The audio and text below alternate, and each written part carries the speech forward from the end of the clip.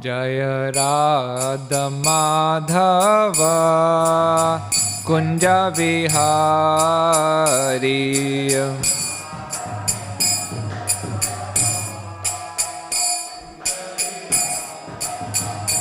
Jaya Radha Madhava Kunja Vihari.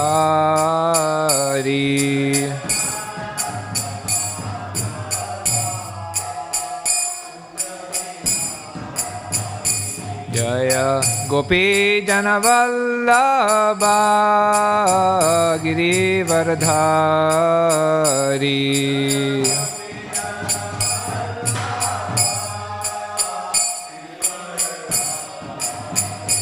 Jaya Gopi Jana Vallabha Girivardhari.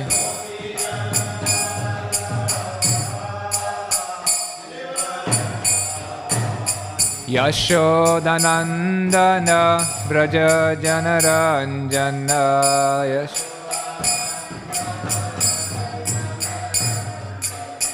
Yashodanandana Braja Janaranjana.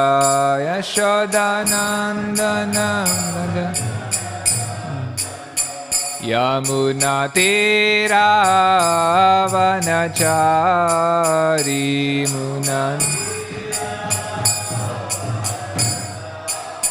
Jamuna Tira Vanachari.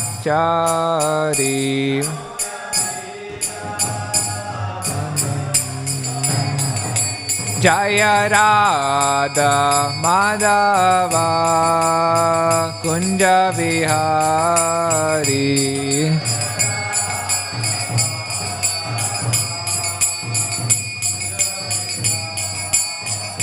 Jaya Radha Madhava Kunja Vihari.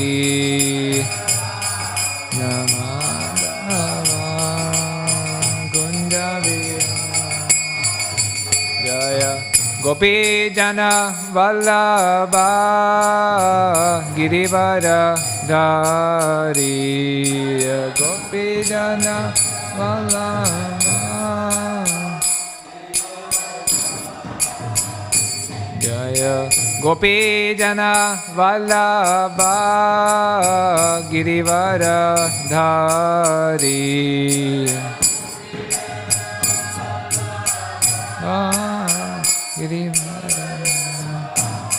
Yashodanandana Braja Janaranjana. Yashodanandana Yashodanandana Braja Janaranjana. Yashodanandana Braja Janaranjana. Jamuna Tira Vanachari.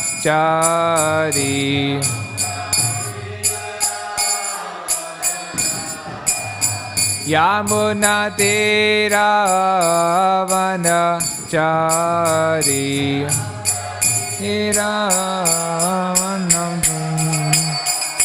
Jaya Radha Madhava Kunja Vihari.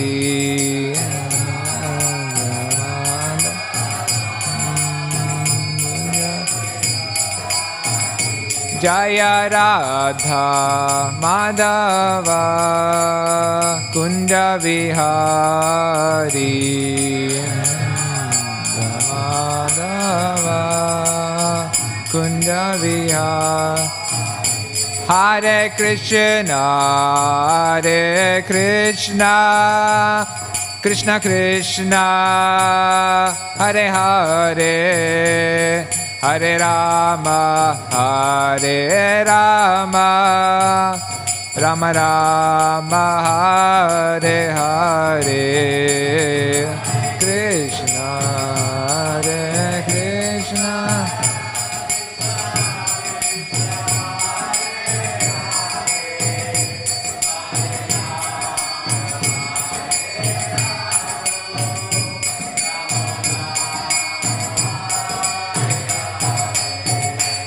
Hare Krishna, Krishna Krishna, Hare Hare, Hare Rama, Rama Rama, Hare Hare, Hare Krishna, Krishna Krishna, Hare Hare, Hare Rama, Rama Rama, Hare Hare, Hare Krishna, Krishna Krishna, Hare Hare, Hare Rama, Rama Rama, Hare Hare, Hare Krishna, Krishna Krishna, Hare Hare, Rama Rama Rama. Jaya Jaya Prabhupada,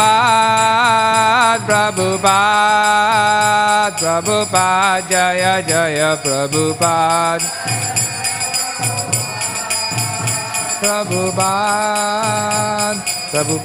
Jaya Jaya Prabhupada.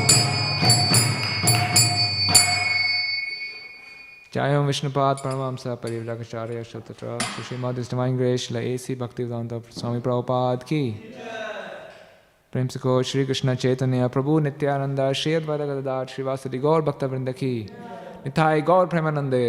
All glories to the assembled devotees, all glories to the assembled devotees, all glories to Shri Shri Guru and Gauranga.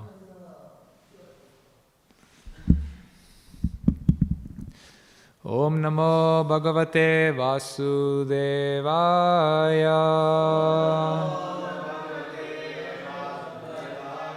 Om Namo Bhagavate Vasudevaya.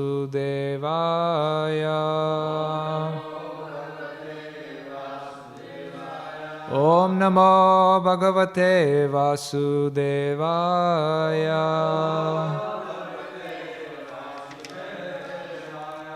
Reading from Śrīmad Bhāgavatam, Canto 5, Chapter 6, The Activities of Lord Rishabhdev. Text number 1.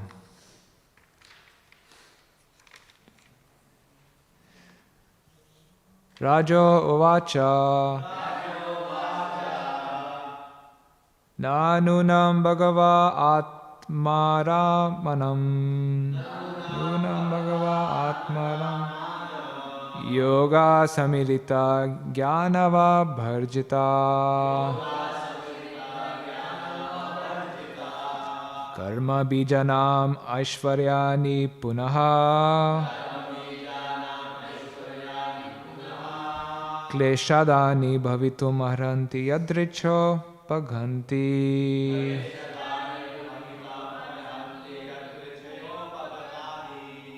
Rajo uvacha Nanunam bhagava atmaramanam Yoga samilita jnanava bharjita Karma bijanam aishwaryani punaha Kleshadani bhavitum arhanti yadricho paganti.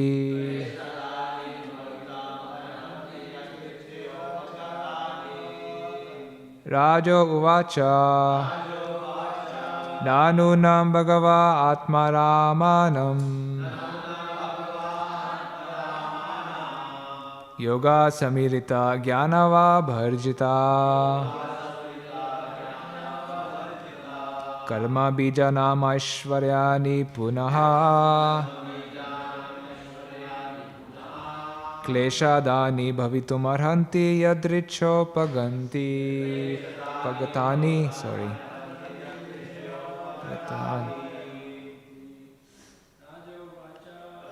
Rajo vacha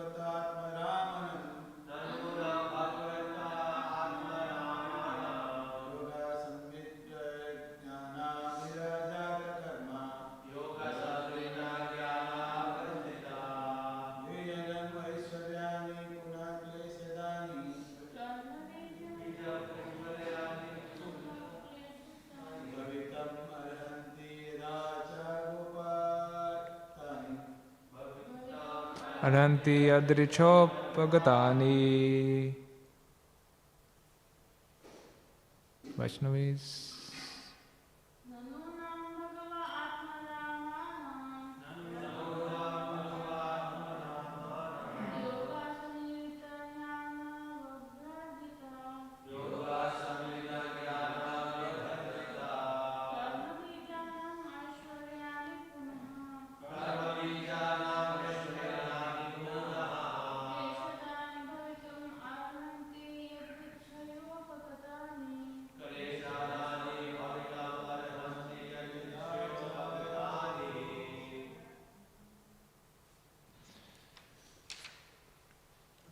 Okay, so because this is the start of the chapter, there is a summary.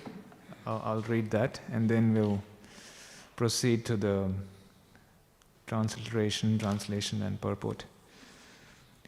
This chapter tells how Lord Rishabdev left his body. He was not attached to his body even when it was being burned up in a forest fire. When the seed of fruitive activity is burned by the fire of knowledge, the spiritual properties and mystic powers are automatically manifest. Yet Bhakti Yoga is not affected by these mystic powers. An ordinary yogi is captivated by mystic powers and his progress checked. Therefore, a perfect yogi does not welcome them. Because the mind is restless and undependable, it must remain always under control. Even the mind of the advanced yogi Saubhari created such a disturbance that he lost his yogic mystic powers. Due to a restless mind, even a very advanced yogi can fall down. The mind is so restless that it induces even a perfect yogi to be controlled by the senses. Therefore, Lord Rishabdev, for the instruction of all yogis, showed the process of quitting the body. While traveling in South India, through the provinces of Konka, Venka and Kutaka, Lord Rishabdev arrived in the neighborhood of Kutakachala. Suddenly there was a forest fire that burned the forest and Lord Rishabdev's body to ashes.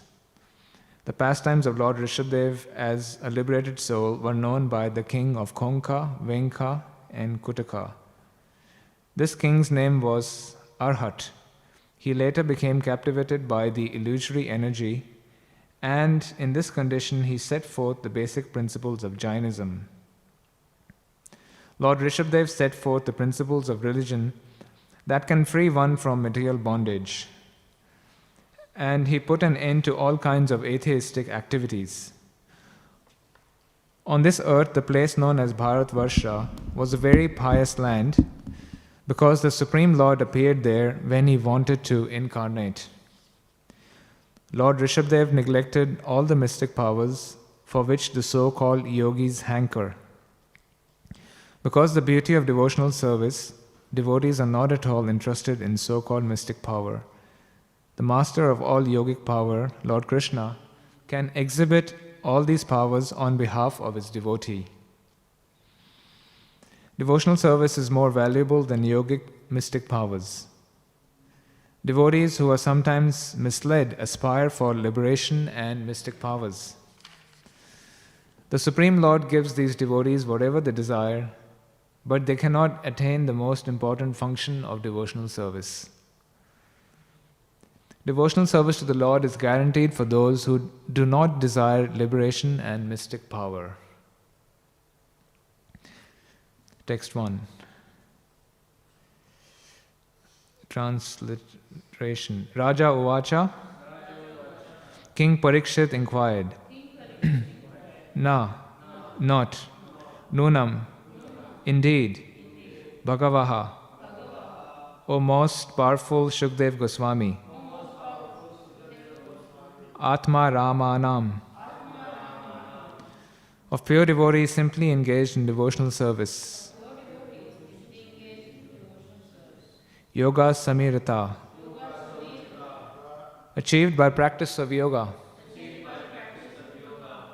Gyan. By knowledge. Avabharjita. Burned. Karma. Bijanam. of those whose seeds of fruitive activities,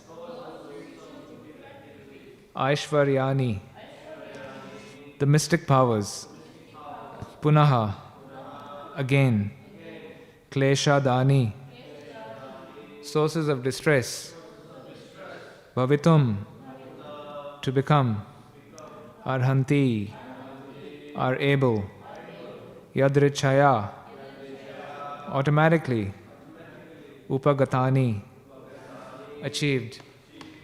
Translation by His Divine Grace Prabhupada. King Parikshit asked Shukdev Goswami, "My dear Lord, for those who are completely pure in heart, knowledge is attained by practice of bhakti yoga, and attachment for fruitive activity is completely burned to ashes. For such people, the powers of mystic yoga automatically arise. They do not cause distress. Why then did Rishabdev neglect them?" Purport. A pure devotee is constantly engaged in the service of the Supreme Personality of Godhead. Whatever is necessary for the discharge of devotional service is automatically attained, though it may appear to be the result of mystic yoga power. Sometimes a yogi displays a little yogic power by manufacturing gold. A little quantity of gold captivates foolish people, and thus the yogi gets many followers who are willing to accept such a tiny person as the Supreme Personality of Godhead. Such a yogi may also advertise himself as Bhagavan. However, a devotee does not have to exhibit such magical wonders.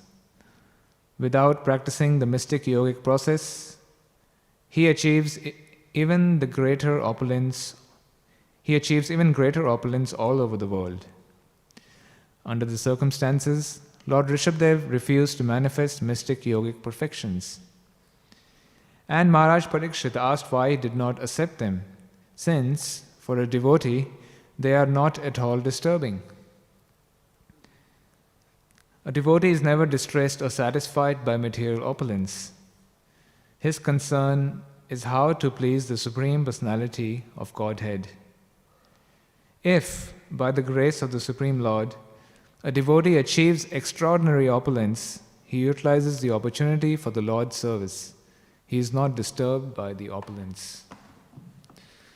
Om Jnanatimandasya Jnananjana Shalakaya Chakshuntamina Tasmai Shri Gurave Namaha Shri Krishna Chaitanya Prabhu Nityananda Shri Advaita Gadadara Shri Vasari Gaura Bhakta Vrinda Hare Krishna Krishna Krishna Hare Hare Hare Rama Rama Rama Hare Hare.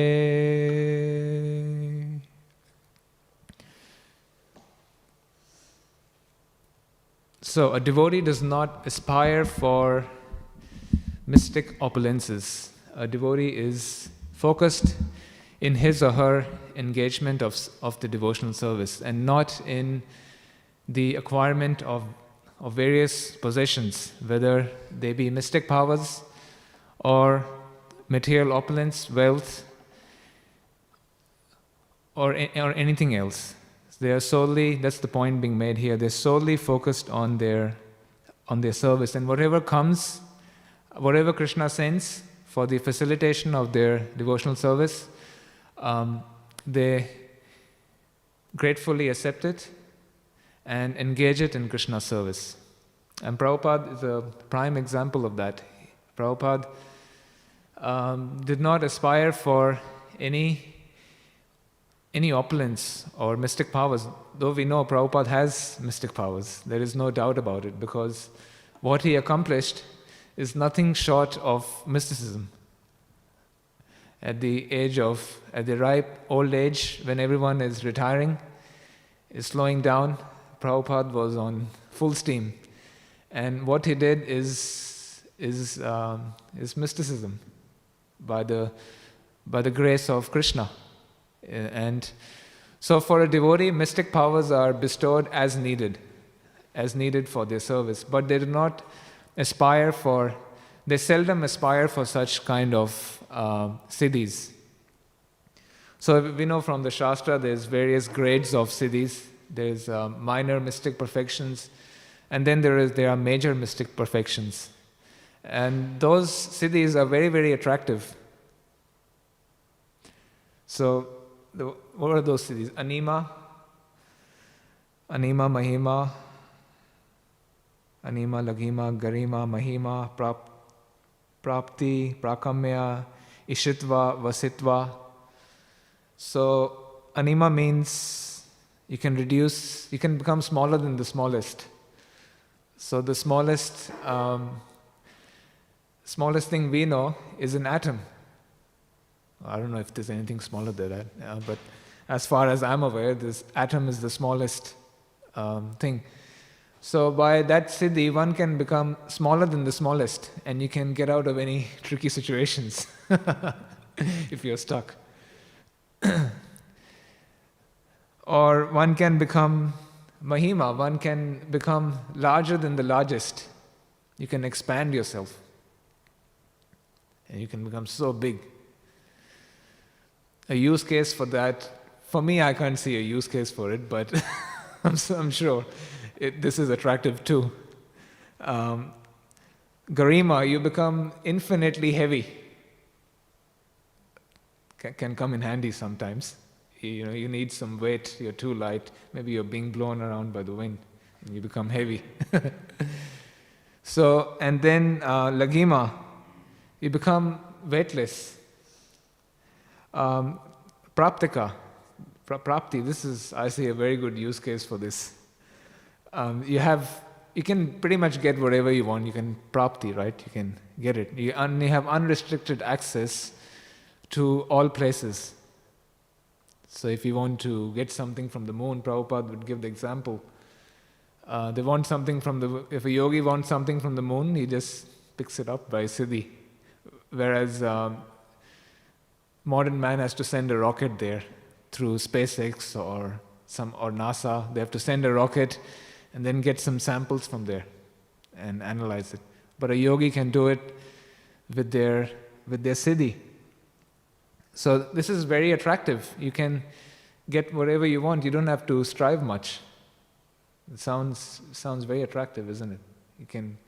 Well, why are we working so hard? You can just get it, and maybe you can engage it in Krishna service if you have that siddhi. Prakamya, the yogi can realize whatever they desire. In other words, they can fulfill their desires. Again, far out. Ishtva, they possess like lordship, a great lordship. And Vashitva, they have the power to subjugate all.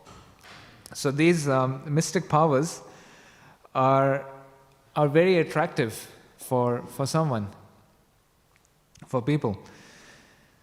But we see in the Shastra so many examples, devotees don't aspire for these powers. One might think, okay, even if I get them, I can engage them in Krishna service. We don't have to maybe strive hard to get something. We can just use prapti and get it. You want some, you need money, you can just get prapti. Or some, you need some facility for the temple, you can use prapti and get it. But we see that such siddhis are seldom desired. It's interesting here, Maharaj Parikshit is asking this question to Shukdev Goswami, why Rishabdev, he didn't use the mystic powers. It's interesting because Parikshit Maharaj himself, though when he was cursed by the Brahman boy, Shringi, so Parikshit was cursed by this Brahman boy. And the reason he was cursed, as you know, is because Shringi felt offended that Parikshit garlanded his father with a dead snake. Can you imagine? A snake would be rotting, right? If it's dead, that means it's decaying. And a snake is, people generally see a snake, they don't want to go anywhere near a snake, a live snake, and even a dead snake. A snake is not a very attractive thing. So instead of putting a flower garland, Maharaj Parikshit, he put a snake. He garlanded the sage, the great sage, with a snake, and there's a whole leela there. We won't go into that. So Shringi felt offended that Maharaj Parikshit did this to his father. So he cursed him to be bitten by a snake. He said, okay, I'll teach you a lesson, because you put a snake, a snake will come and bite you. You'll die by a snake bite after 7 days from now. So Parikshit Maharaj, it's mentioned there that Parikshit Maharaj had mystic powers. And Parikshit Maharaj himself didn't use these mystic powers. So it's interesting, he's asking this question. Though he himself didn't use the mystic powers he had, he could have averted the curse of the Brahman boy. He could have overcome that curse by the use of mystic powers, but he didn't do it. Even Ambarish Maharaj, when Ambarish was chased by the demon that was produced by Durvasa from his hair. So one time Durvasa Muni, we know Durvasa can get very angry quickly. So he came to Ambarish's Maharaj's place. So when a guest comes, you feed them something, offer sweet words. So, but because Ambarish Maharaj had to break his Ekadasi fast, so to break it, he took some water, which is, technically not breaking it, but breaking it. But Durvasa Muni was offended by that, though it's not really an offense. But he got offended by the fact that Maharaj Ambarish ate before he ate. So he took out a hair from his head, and from that hair, by his mystic potency, a demon manifested. And that demon wanted to annihilate Ambarish Maharaj. So Ambarish Maharaj had mystic powers, was a very advanced yogi and devotee. But he did not use these powers to overcome the demon. In fact, he just took shelter of the Supreme Lord, and in Krishna he sent the Sudarshan Chakra.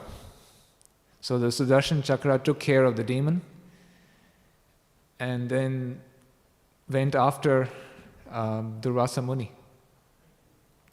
So a devotee doesn't take so much shelter of the siddhis, or doesn't use the siddhis. In fact, they rely on Krishna.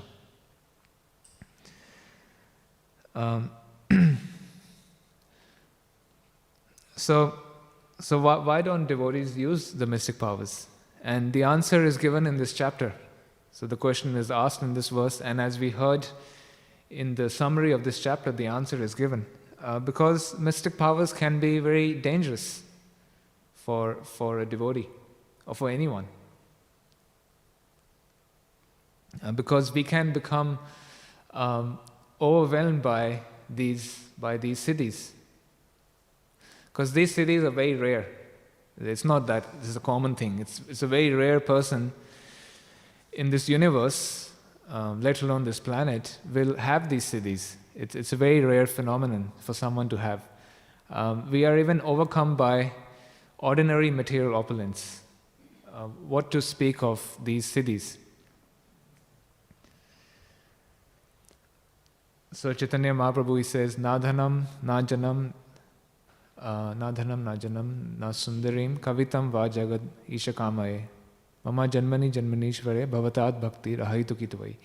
I do not want material, I do not want wealth, beauty, na dhanam, high birth, na dhanam, na janam. Na dhanam, I do not want wealth, birth, and beauty and followers. I do not aspire for these things because they can derail one from the path of devotional service. And even Queen Kunti in her prayers, she says, Janmaishvarya Shruta Shribir Edamana Madapuman Naivarhati abhidhatum vai tvam akinchana gocharam. So Queen Kunti says that those who are on the material, that your lordship can be easily approached only by those who are materially exhausted. And those who are on the path of material progress, they try to improve themselves by high birth. And we see high birth is very desired. I'm from a very aristocratic family.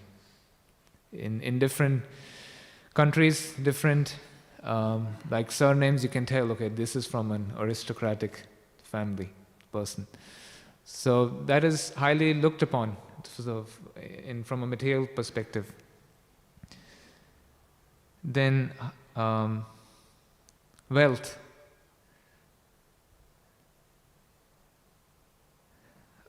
Beauty. Right? So people are enamored by beauty. Sometimes women are enamored by other women's beauty. And those who are in mundane consciousness, they are aspiring for these things, and they get envious if someone else has these things. So they think, oh, why is she so beautiful? Maybe I should be more beautiful. Or why does he or she have so much wealth? I wish I was in such. I wish I took birth in such a family. Then I would have availed to high education, the status quo which comes with such a birth. But a devotee does not aspire for these things.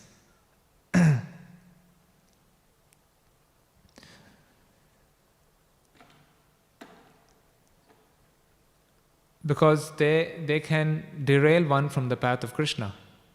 But however, a devotee can use these things in Krishna's service. So in the Bhakti Rasamrita Sindhu, there's a nice verse, Anasaktasya Vishayan yatharham upayunjataha nirbandha Krishna sambandhe yuktam vairagyam uchyate. Right? Prapanchikataya buddhya hari sambandhi vastuna mumukshubhi parityago vairagyam falgu kathyate. So a devotee is one who is not attached to anything, but at the same time they accept everything in relation to Krishna. And in such a way, one is rightly situated above possessiveness. On the other hand, one who rejects everything without knowledge of its relationship to Krishna is not as complete in his renunciation. So, one who is rightly situated, they understand that everything belongs to Krishna. Everything is Krishna's energy. They understand that point. And because everything is Krishna's energy, they can channel that energy in Krishna's service. They can engage it. So they understand who the energy belongs to. Isha vasyam idam sarvam yad kincha jagatam jagat tena tektena bhunjita ma gradyak ma gridak kasya svidhanam. Thank you. So Ishopanishad, everything is owned and controlled by the Lord. And because everything is owned and controlled by the Lord, everything animate or inanimate that is within the universe is controlled and owned by the Lord. Therefore, one should only accept those things necessary for himself, which are set aside as his quota, and one should not accept other things, knowing well to whom they belong. So a devotee understands, one who is properly situated, they understand that who everything belongs to. And they also understand what is their quota. So everyone has a quota. We all have been given a quota. We have a certain degree of learning, right? We have a certain level of intelligence. We have a certain level of wealth, beauty, strength, and these things we have been given. This is a quota. So one who is properly situated understands what their quota is, and they understand their quota is actually it belongs to Krishna because it is controlled and owned by the Lord. We might have a property on our name, on the title might be our name, but it belongs to Krishna. On paper, okay, it's on our name.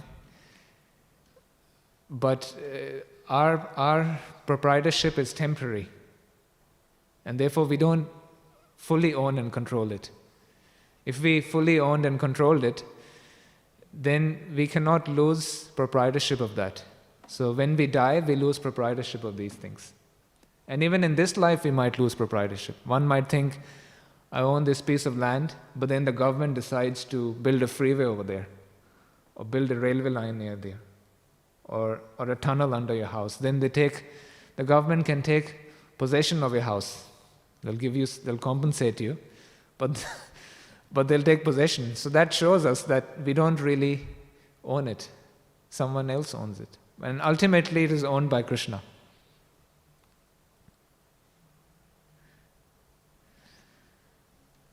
So ultimately it is owned by Krishna. And a devotee realizes this fact, and then they can engage everything in Krishna's service. So with that, however, we have to be very careful. The reason devotees don't aspire for mystic powers is it can lead to fall down, as it is mentioned in the summary of this chapter, that these opulences can lead to fall down. In conditioned consciousness, we theoretically understand that everything belongs to Krishna. We do not have that realization. So because we don't have that realization, we theoretically understand this energy is Krishna's energy, and we should engage it in Krishna's service. So because we are not on that platform, we are not realized, at any moment we can get distracted by that opulence if it is not engaged in Krishna's service. Therefore, with Yukta Vairagya, it's a fine balance. It's a fine balance. Yes, we can take everything for Krishna's service, but we might be using it for our own sense gratification if we are not careful. So Yukta Vairagya is a fine balance, and yes, everything can be used in Krishna's service, but with checks and balances. So when there are checks and balances come through transparency and governance, basically. So when we are in a system where there is transparency and governance, then that helps us to engage everything in Krishna's service, then using it in our service. And there are examples in ISKCON, so many, where so many devotees, very sincere, when they got a leadership position, they got carried away by that, and the opulence and the prestige and the and the perks that are associated with that. And they're not here with us today, because the opulence that was bestowed upon them for the service, they got carried away by that, and then it derailed them in the Krishna consciousness. Therefore, devotees do not aspire for these things. And in the course of execution of Krishna consciousness, such facilities are bestowed upon us. So as the movement becomes successful, naturally more people will come. So when more people come, that means more donations will come, and more glorifications will come. As people come to Krishna consciousness, then they naturally appreciate the service you are doing, and they want to contribute, whether through their skills or their wealth. So money comes, opulence comes, and prestige comes. So these naturally follow a devotee as they become successful basically in their preaching and in their service. And as they become expert in their service, these things come, right? We see when devotees become expert in cooking or kirtan, or maybe even giving class, then that prestige and the praise comes. It naturally follows. So, and that's a point of it can be a dangerous situation if one is not fixed up in Krishna consciousness, then one can think these things are coming because of my prowess, but in fact they are coming because of whatever we've been able to do is because of Krishna's mercy. It is of Krishna's power. It is not our ability. Krishna says in the Bhagavad Gita, I am the ability in man. So these things are bestowed by Krishna to be engaged in Krishna's service, to further the Lord's movement. So when we see with Prabhupada, he did not despise material opulence. So Prabhupada says some yogis, if they give them money, they will shun away that wealth. And because they do not understand who everything belongs to. It's falgu vairagya. That's false renunciation. They don't understand that this wealth, this currency, this money, it belongs to Krishna. And so because they don't understand that, they shun away from that, at least publicly. Maybe not privately. Publicly they put an image of shunning that away. But Prabhupada, we saw he took everything that came his way. And Prabhupada was bestowed with so much opulence. And Prabhupada is in Vrindavan, he was living in Radha Damodar temple. He had no money. And when he went to the West, he became successful. Then suddenly he was living in these palatial buildings. Right? When he would come here, this is a palatial building, he would live here. He was given the best. He had so much money, but he was engaging that money in Krishna's service. And when he engaged in the Lord's service, he got more. He got more and more. So Krishna provides when we can engage it. So if we are not getting something, we should take it as Krishna's mercy. If we are desiring opulence, wealth, these things, but if the Lord decides not to give it, it's fine. It is to take it as Krishna's mercy. That if we did get it, maybe we'll get distracted by it. We'll get carried away by our wealth and opulences, to the point that it will derail us from our practice of Krishna consciousness. So then it's actually better not to have it. And so we can trust Krishna what he is providing us with the level of facility Krishna has provided us.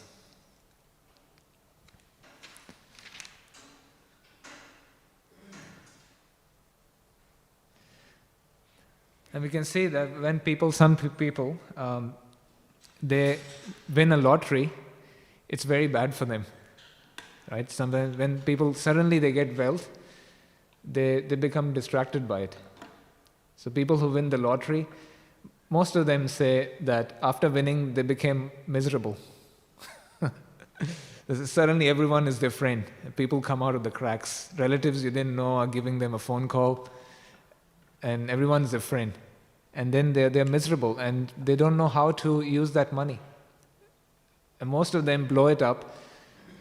Within a few years or few months, they end up on a couch and they have no money. Or kids with inheritance, we see. Sometimes kids, they inherit a lot of the wealth of their parents, and because they haven't strived for it, they don't know the value of it, they blow it up. So Krishna, like that, like a father, he provides us what we can handle. And we can trust Krishna in what he is providing us. So with that, I'll leave it there. You have any questions or comments on today's verse?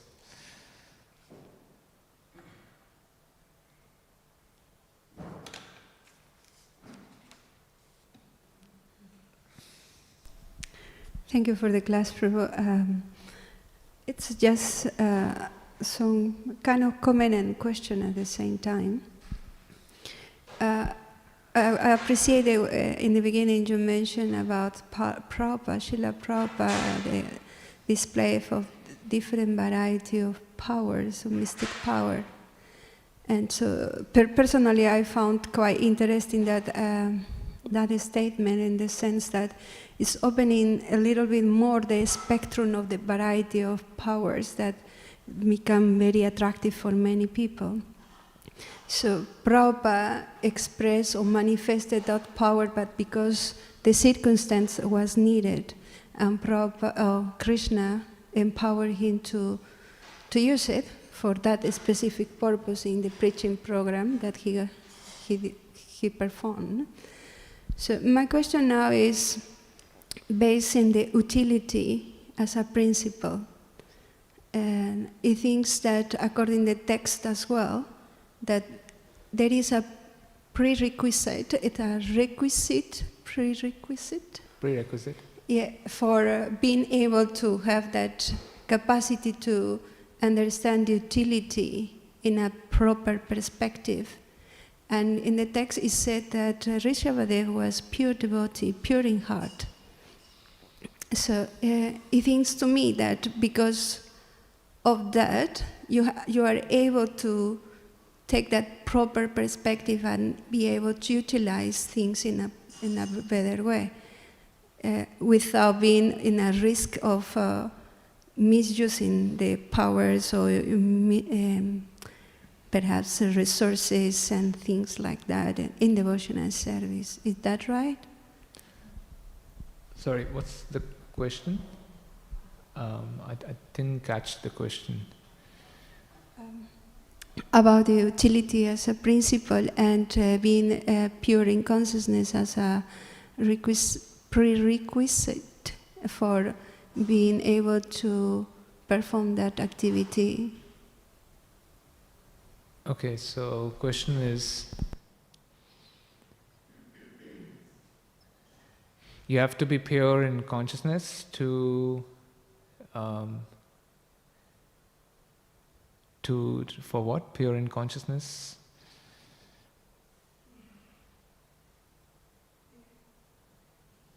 Also mentioned about Yukta Vairagya. Yeah.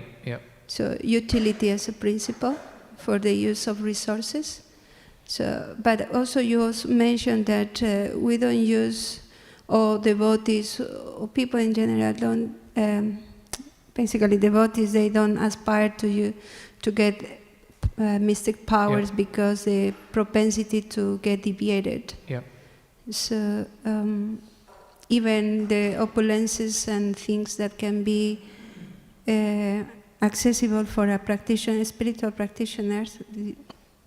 So that is the link that I would like to understand more, because we all have, in different ways, access to those facilities in devotional service. Mm-hmm. And we have the possibility that we can misuse it because we are not ready or we are not prepared enough. Yeah. So according to the text, it thinks that purity in consciousness is a very important requisite for that. Yes, that's right, yeah.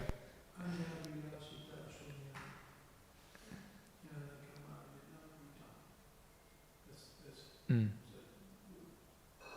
order to not be affected by material influences, we need to be pure in heart. Mm. Yep.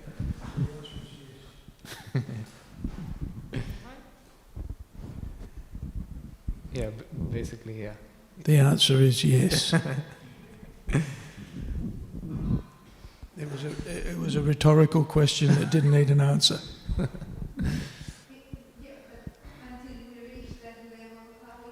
Okay.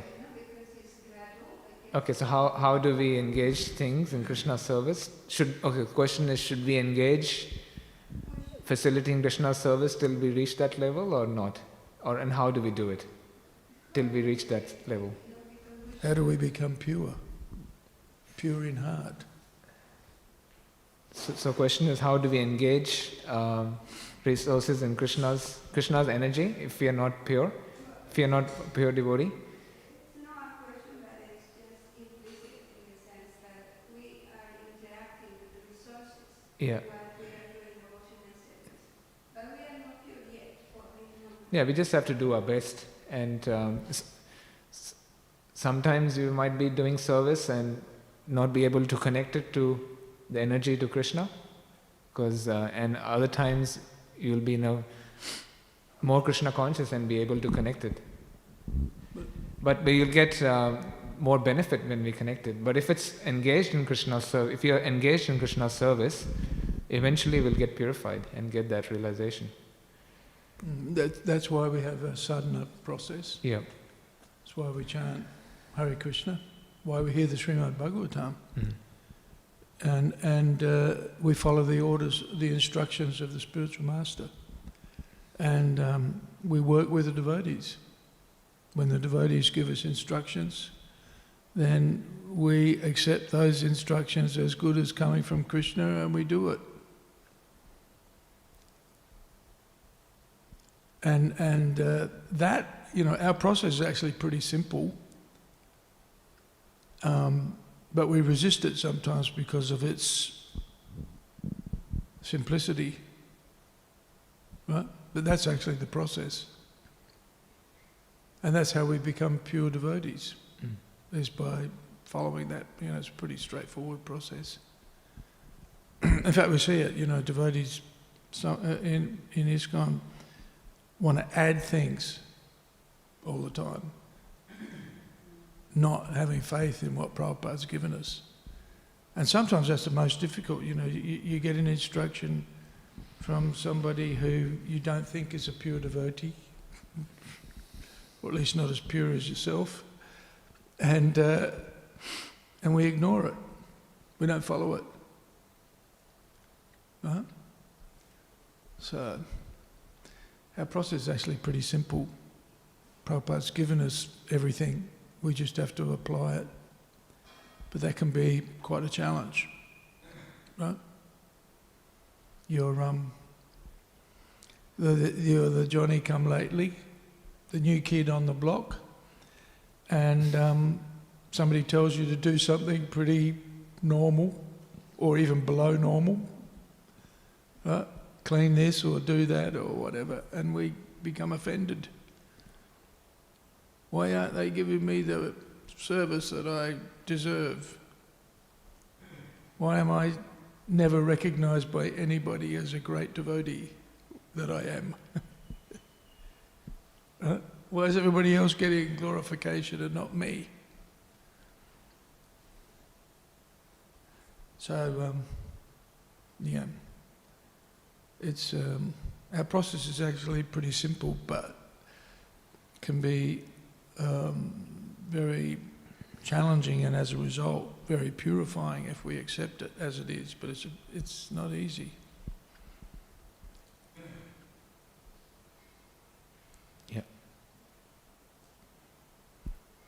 Yeah. All of the other devotees are doing Sankirtan and doing lots more book distribution, and I'm just cleaning. Or I'm in the pot shed. Or I've got to clean the kitchen. I remember being in tears in the kitchen just because I had to clean the kitchen. It was very painful. So, yeah.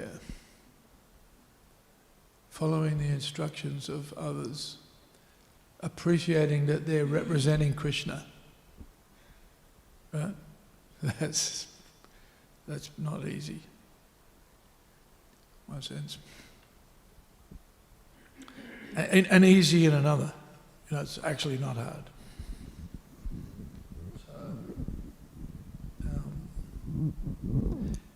Yep, in ISKCON we'll get plenty of opportunities to become a pure devotee.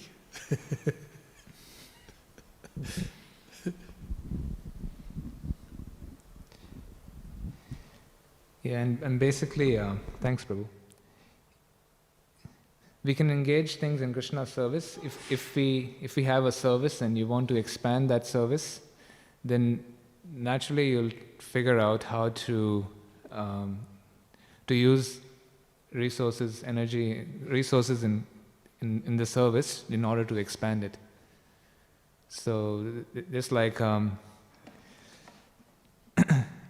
like people take up a challenge, even at work I've seen. They take a role which is beyond their capacity, and then they rise up to it. They gain this skill, they gain that skill, they talk to this one, they talk to that one, and they do it. So if we,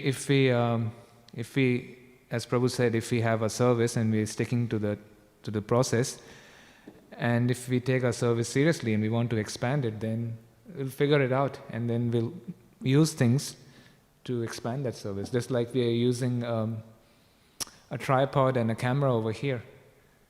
So, someone thought, let's expand the class, this service.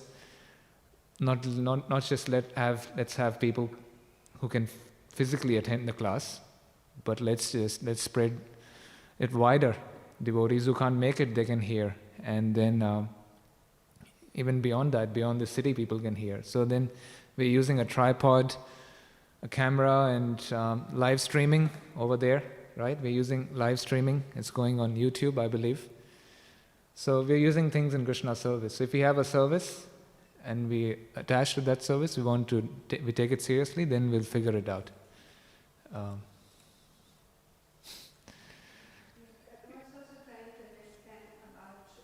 And we get purified in the process. Sorry, yep. Devotional service more, somewhat more unstuck with the concept of devotional service only limited to activities that are, for example, performed in the temple, the preaching activities towards others. But also devotional service can be looking after ourselves, considering that we are our body or of course. Whatever it is a property of Krishna, and it's my duty to look after that. And so how utilizing things with that perspective, because it's easy for me to get confused. I'll take care of myself, not because I'm fully realize that my body or myself is property of Krishna.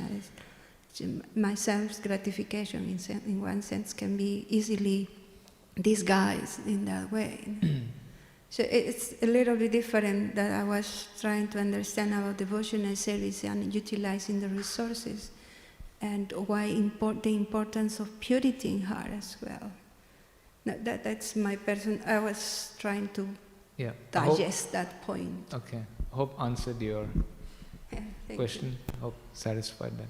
Thank you, Prabhu. Another point is sincerity also. Purity will come from sincerity. That's a prior requirement.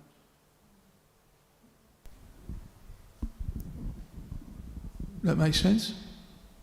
Sincerity precedes purity.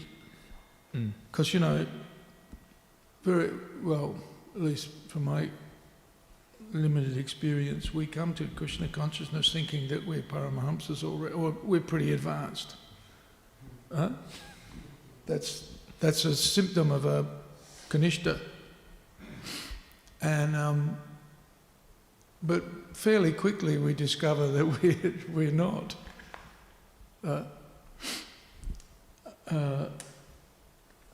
And then, but the sincerity to keep.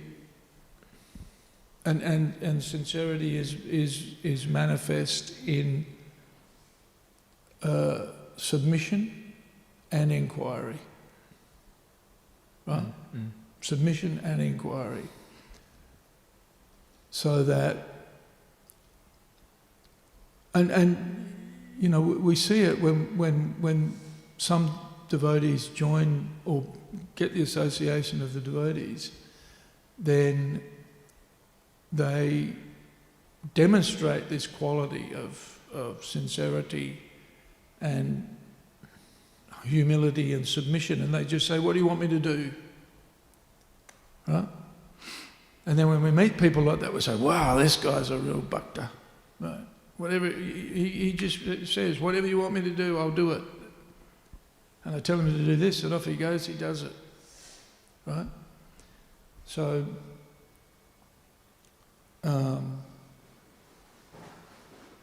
these are some of the symptoms of purity, or the what do you call it? The qualifications that lead to purity, that bring. Because then, when we're engaged in all of these different activities, then we'll be purified from within, right? And this is the beauty of bhakti. In one sense, it's not just reading books or performing austerities, although that is an austerity, just doing what you're told, right? That's an austerity.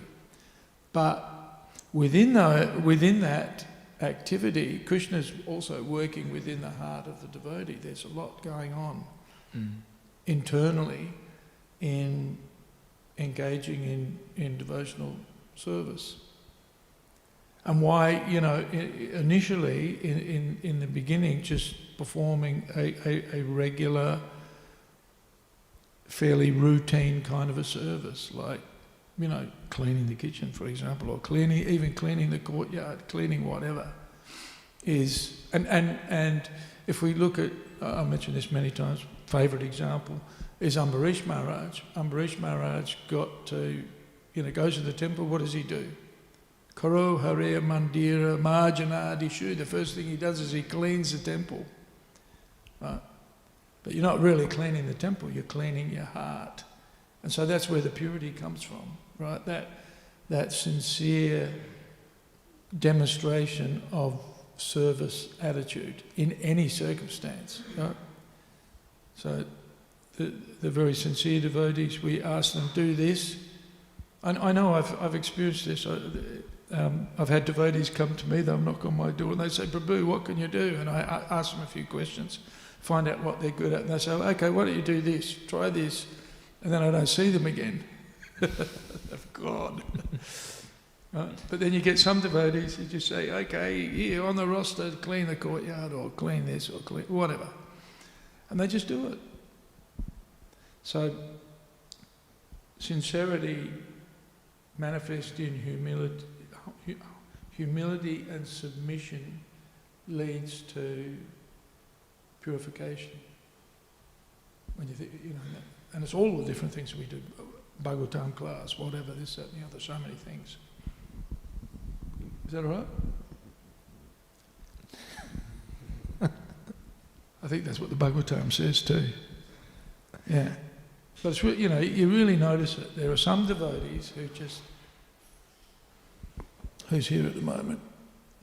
I was just thinking of Nrikeshwari as an example, right? Young fella, quite smart, handsome, I suppose. And he met the devotees, and then he just, what do you want me to do? So, when devotees like that come, even I remember when you were a young devotee, well, you're still a young devotee,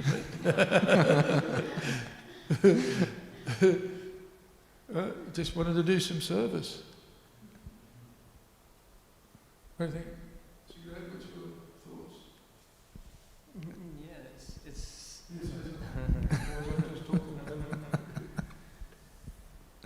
I think the mystical powers that we receive, or devotees who practice the devotional service, the mystic powers are automatically received.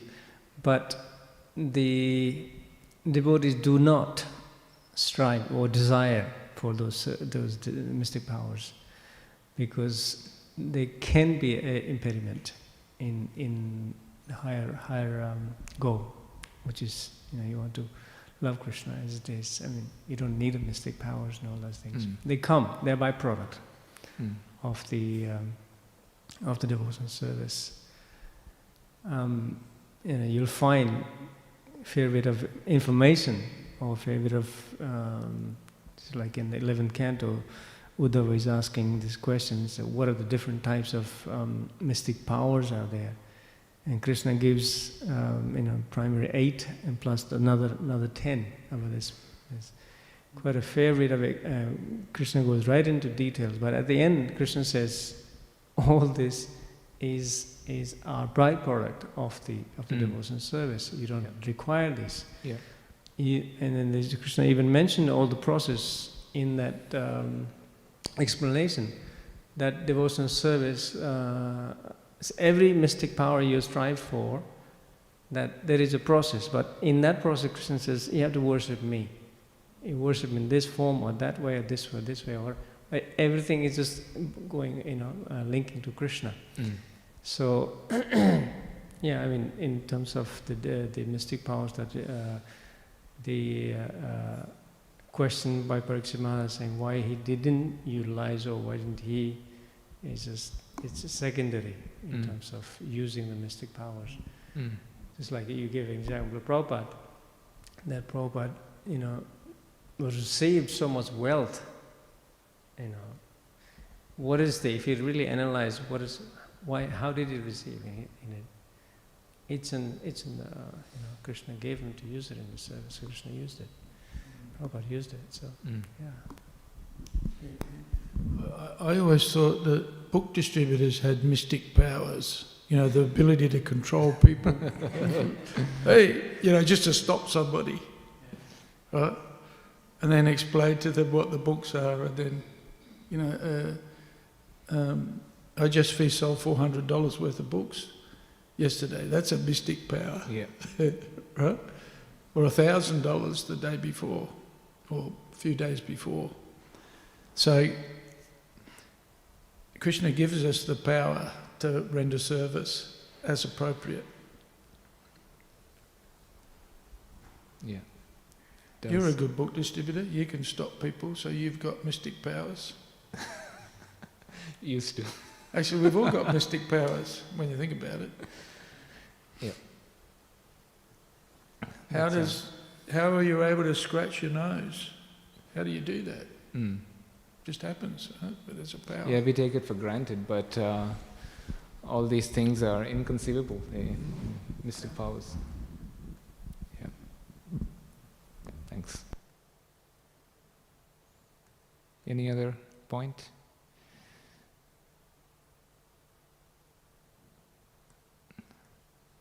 Yeah, well, that was one thing. I always wanted to be able to stop people. I always wanted to be able to talk to anybody, and the devotees, selling books or just many things that I've done as a devotee, I wouldn't have imagined that I could do it before I met the devotees. I would have been terrified to go out on the street and just stop people and, just go on Sankirtan and do the things that we do, or that we take for granted. But the devotees pushed me to go and do things that I thought, I'll never be able to do that. And then I discovered that actually I was able to do many things that I never had ever imagined. So Krishna also gives us these things, gives us these, if we're I guess, sincere and submissive, and they say, go and do this. And naturally, the natural response is, well, I can't do that, right? But then if you go and do it, you discover, hey, I can do this. Yeah, Krishna gives the intelligence for the service, and the courage and whatever's required to get the job done. Yeah. Thank you. All right. Thank you very much. Grantraj Śrīmad Bhāgavatam ki jai. Srila Prabhupada ki jai.